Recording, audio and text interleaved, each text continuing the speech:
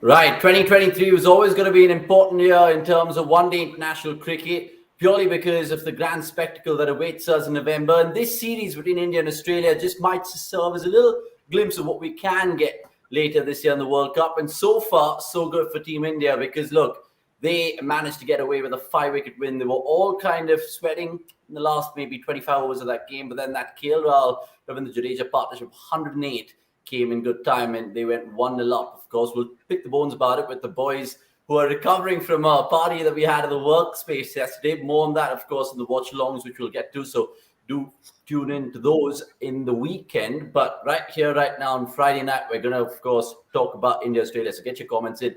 Guys, what do you make of it? Because essentially, it's a perfect innings for KL to kind of just get himself going again, right? Anirudh? Is it really? I mean, this is not something new. We mix formats, right? KL has always been good in ODIs. He was India's standout batter in that Bangladesh series as well, where every other batter struggled. He's done this against Australia even in the past in 2020, batting at number 5. So I think if we are saying that, this is a fresh start for KL or something like that, we are just being, just factually incorrect because KL has always been good at number 5 in ODIs. I think he's averaging close to 55 now in at number 5. So nothing. Once the collapse happened, we knew that KL was going to be the most important batter, and actually you could see the contrast. How much Gill was struggling and playing false strokes when Abbott and Stark were bowling, and how much KL seemed in control when that spell was happening. So fair play. I mean, he's sealed his spot at number 5, and I just hope that if Shreyas is not available going forward, they don't move KL up to 4 and they just keep him at 5 and find some other batter to play there, because you really don't want to mess the dynamics right now. KL somehow surprisingly has found a nice little rhythm batting at number 5. He seems to understand the pace at which he needs to operate and stuff. So yeah, full marks to KL. I think he's easily the man of the match. So no surprises. Yeah, I mean 75, and look, I was just looking at it from his perspective. Since the last 1 or 2 months, he's not been in real good format. I mean, I understand it's a completely different format, and we'll speak to Nix about it right now. I'll just take a couple of comments, which is of course pertaining to KL, where the chant goes on to say KL was ghosted in the 2019 World Cup semi-final. He's not made for big occasions, just like Arsenal, not made for European trophy. So I just had to kind of throw that dagger in there. But look, jokes apart though, Nix, talk to me what you liked about this game, because I know we saw it in bits and bobs, but did that run chase excite you? Did it kind of have you at the edge of your seat? ODI cricket, is it boring and all of that? No, I actually prefer this kind of Vankade. I'm sure not many do, but it has been one of the features of Vankade where some days you get this tacky pitch, they just stay tacky all through, and you have movement with the new ball. And the thing is, I'm sure Anirudh will agree, this pace attack, if this was a flat day, I don't think you would have had enough confidence on this bowling attack from Australia. But because the surface was such, their bowling was brought into the game and they were very good. I mean, Stark with their new ball, I think Stark is probably one of the best ODI bowlers, only if you want to just put him in a one bracket. I think he's always somehow found a way to make an impact in ODIs. And that start just lifted Australia that, okay, they had a chance. And that's where, as Anirudh rightly mentioned, the confidence that KL Rahul has, batting at 5, under those circumstances, you gain a lot more from these knocks than you do when you're trying to chase 350 and you are like 184, 2 or whatever that is. Yeah, so exactly. It just tests you more mentally. And I felt the difference was also because KL Rahul has had good time opening the batting in England. So, that confidence of I'm happy to leave, let's take my time. And I think that is one of the key things that we keep losing out about ODIs. There is a lot of time. And, giving yourself time is where I think KL and whoever batter who's doing well as of now, they're probably just giving themselves that much more time, which I felt Australia were guilty of once Marsh got out. Because he'd given them a very, almost the best kind of start. But then they just kept falling apart and nobody just really stood there. So, in that sense, a good game to view. I'm sure not many would like it, but I'll take 250 games. Okay. I mean, I think Bharat Kotwani agrees with you, Nix. He says good pitch, good match. There's lots of other comments coming in, which we'll take in due course. And we'll wrap up this 15 minutes review very quickly, guys, because what I want to understand is what are the positives for India right now. Of course, we spoke about KL, Jadeja getting, of course, into the thick of things because he's not been a part of the ODI squad for a while. What else did you like, Anirudh? Shami and Siraj with the ball, would they also stand out? As they have done again for a while now. It says that we're not even speaking of Bumrah's absence, right? It's Exactly. Bumrah has not played an ODI in, I don't know when he last even played an ODI. I think it must be more than a year. But we are not even speaking of Bumrah's absence. So Shami and Siraj have properly solved number one, number two problem. But I think still there's a problem with the third seamer. I don't think it's viable to have Shardul as the third seamer. I think they picked him for a situation like today when, in case India were 100 for 6, they probably needed someone to just hang in there with the specialist batter and get over the line. But thankfully for India, that never rose. But uh, other positives, I don't know. In this game, we can read too much because clearly the bowlers, took care of the business as soon as, like as quickly as they could, and KL did the job with the bat. So we can judge positives probably after 2 or 3 matches. One match, there is really no Okay, positive. let me ask you this, boys, because when you look at it from even an Indian perspective, right, like we always kind of do, but we also kind of look from an Australian perspective at times when we have Anirudh. Just how do India kind of look at formats for players? Because KL Rahul, like you mentioned, is honestly taking like a duck to water in today's game. I mean, we talk about ODI numbers and all of that. What about Surya Kumar Yadav on the flip side of it, Nick? Because can you put a finger to why where he's failed in ODIs? Because he got a beauty of a delivery, make no mistake. But again, it's weird how it works out for certain players in certain formats and it doesn't. And I think it's also a way some of the players like to start, I believe. Surya is also somebody who likes to play his strokes up top. And sometimes, again, I'm not a technical expert, but I feel sometimes he's probably too brave, if you can use that word, to start off. Even today, you saw him. These are the times when you want to start maybe very compact. When we saw how Green got out, how Stoinis got out in the Australia kind of innings as well, and you kind of felt that with Surya, it's happened very often that, and see, early on you're always bound to get a good ball. So, but I don't think he's looked as assured or as confident of what he wants to do in the ODI format as opposed to the T20 format. So maybe the T20 format where he wants to keep scoring, keep himself busy, makes him look like a duck to water in that sense. Yeah. But in ODIs, I feel maybe it's a stretch to really push him. You have Shreyas Iyer ready. So as Anirudh said, don't just mess around too much.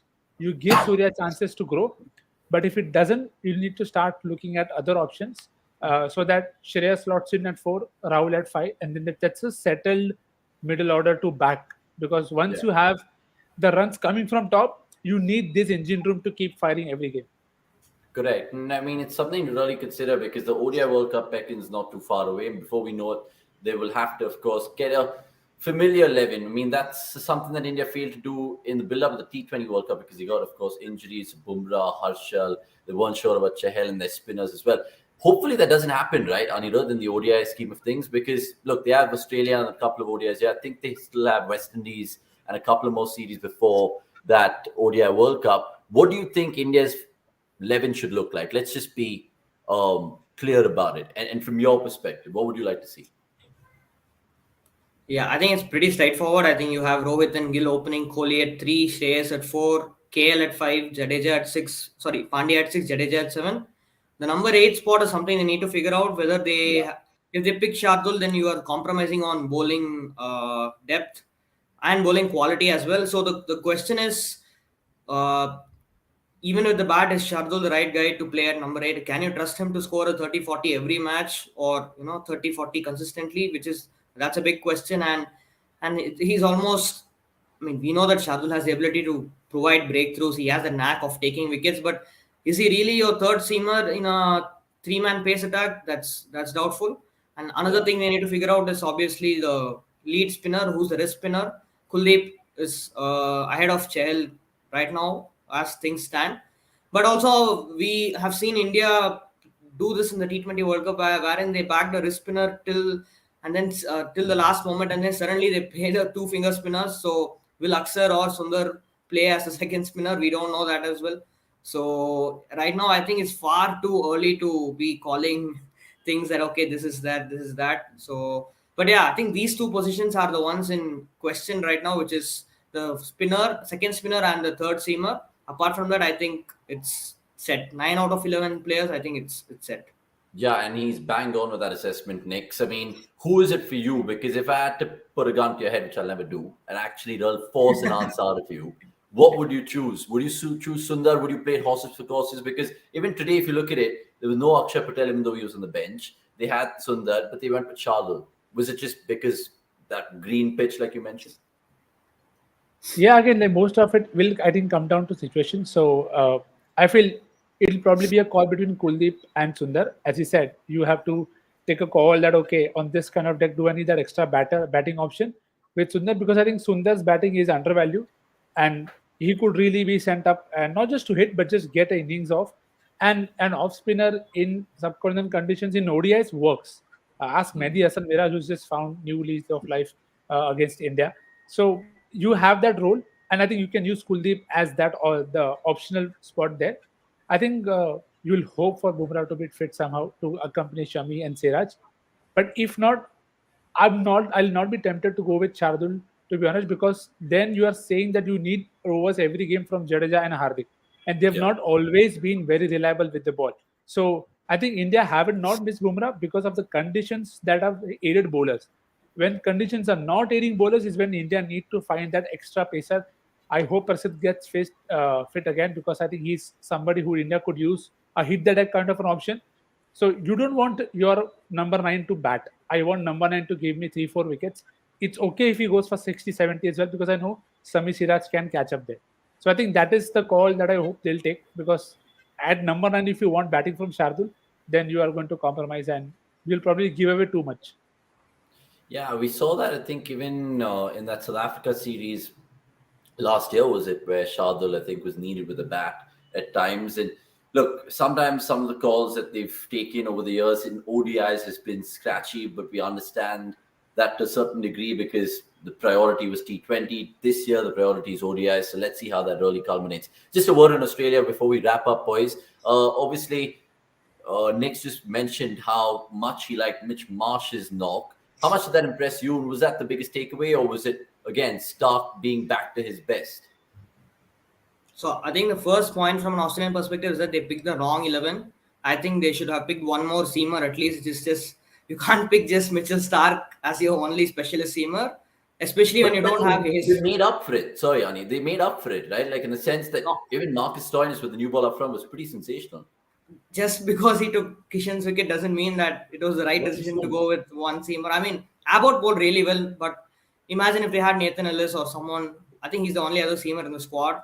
Yeah. So if Nathan Ellis had been in the 11, and just to I'll explain you why I think it's a wrong decision, because not because Marcus Stoinis batted 8, he's he opened the bowling and batted at number 8, which is ridiculous as it sounds, but in my opinion, Stoinis should be nowhere near the 11, because I just checked the numbers since 2019 March, which is last 4 years. He's averaging 14 with the bat, and he's not scored a single 50 in his last 27 ODI innings. So Sorry, I don't know Sony what's is batting at 8. Sony is batting at 8. and he's batted for 3, 4, 5, 6, 7, and today 8. I mean, they've tried everything and just not worked with Stoinis, and I don't know what's the obsession to have him in the starting 11. So if they had a specialist bowler, someone like Nathan Ellis, and Abbott is capable of batting at number 8, by the way. He's scored Shield tons for New South Wales, and he's done all kind of stuff in the last 2 years. So that I think they got it wrong. And I think the biggest takeaway from this match from a batting point of view is that I think Mitchell Marsh has gone ahead of Marnus Labuschagne in the pecking order, because Labuschagne has been very, very ordinary in the 50-over format. He's just not found any consistency. And if Marsh is batting like this, I mean, if Marsh shows that he could bat like this, then I feel there is no point in them having Labuschagne in the 11, because you have Smith who can anchor, Warner who can anchor, Alex Carey who can anchor. So having Labuschagne at number 4, in between all these guys is almost redundant, especially if he doesn't guarantee you runs like he should be doing for the style of play he possesses. So yeah, I think this is a big series, a big 2 matches coming up for Labuschagne in particular, because I think if he fails, he's definitely slipping down the picking order. I think Marsh is going up. And not to forget, Marsh also offers you another seam option, which Australia are obsessed with. Yes, clearly, as we saw today, they picked Stoinis, Green, Marsh, Abbott, so. I mean, yeah, it was a field day if you were Pacers, and a little bit of life in that wicket, like Nick's mentioned. Nick, just want to ask you, looking ahead, because the second one international is pretty quick, the turnaround time on Sunday, obviously, because the BCCI love giving us work on that day in particular. What do you reckon? Do you think Australia can come back? Because they did show their true fightman kind of characteristics. Do you think this can be a great advertisement for ODI cricket, or again, am I just kind of speaking garbage? They can, again, a lot will depend on conditions. I think as we discussed, when bowling conditions are into picture, sometimes the gap between the teams reduce because of that. So I do expect Australia to make changes. I hope Ellis was fit. If he was fit, I'm sure maybe that was the reason he did not play today.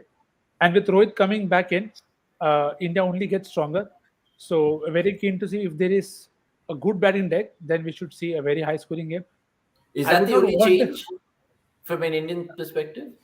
I have a question for Nikhil, which is, if Rohit comes back at the top, who plays number 4? Would you play Sky or Kishan? Because both have not looked the greatest batting in the middle order. So I think I'll stick to Sky. I'll stick to Sky for this phase. Kishan remains the backup opener, and let's not move around with too much with him, because then you'll again end up doing what you did with KL Rahul in Test. That you open, go middle, back, come back open. So I think that role hopefully is well defined. Rohit, Kishan backup opener, and I don't see India changing much unless they feel the need to play an extra spinner in the next game, which because Shardul wasn't, like, Shami Siraj did the job today, and I think so. Yeah, one change for each team, extra seamer for Australia, and Rohit comes back for Kishan. Yeah, it's at Vizag, so let's see how that surface plays out. I think there's scope for one more change from an Australian perspective, which if Warner is fit, I think you could potentially leave out Labuschagne and move Mitchell Marsh to 4 probably. Because unless they again, replace Warner with Stoinis and continue to play. Do not rule that out. So Don't rule it out. You can never rule that out. Guys, look, it's been a riveting watch, honestly, even though it was like a low-scoring ODI, but we've tried to, of course, make sense of it for you guys, more on the app and more on the website in terms of all the stats and analysis, and we'll be back to normal service tomorrow with the watch-alongs and all of that. It's a goodbye from me, Avnish Hegde, and good to see you, Nick, and, of course, Anirudh in a normal avatar, should I say, today. And we'll leave it there, boys. Second ODI, we'll be doing the watch-along, so, of course, subscribe and hit the bell icon. Until then, it's a goodbye from all 3 of us. Thanks for watching.